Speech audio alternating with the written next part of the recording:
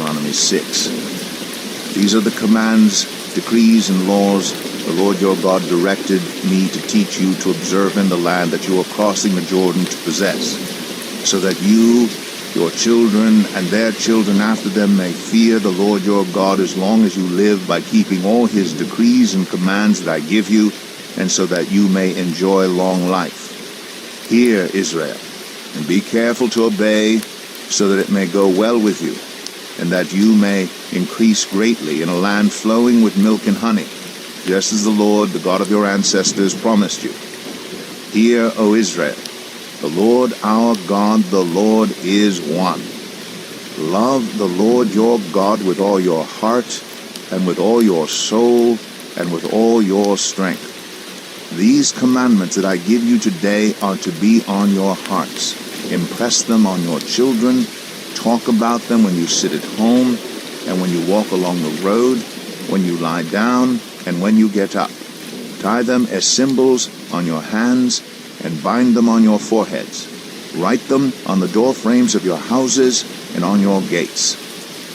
When the Lord your God brings you into the land he swore to your fathers, to Abraham, Isaac, and Jacob, to give you, a land with large, flourishing cities you did not build, houses filled with all kinds of good things you did not provide, wells you did not dig, and vineyards and olive groves you did not plant, then when you eat and are satisfied, be careful that you do not forget the Lord, who brought you out of Egypt, out of the land of slavery. Fear the Lord your God, serve him only, and take your oaths in his name. Do not follow other gods, the gods of the peoples around you. For the Lord your God who is among you is a jealous God, and his anger will burn against you, and he will destroy you from the face of the land. Do not put the Lord your God to the test as you did at Massah. Be sure to keep the commands of the Lord your God and the stipulations and decrees he has given you.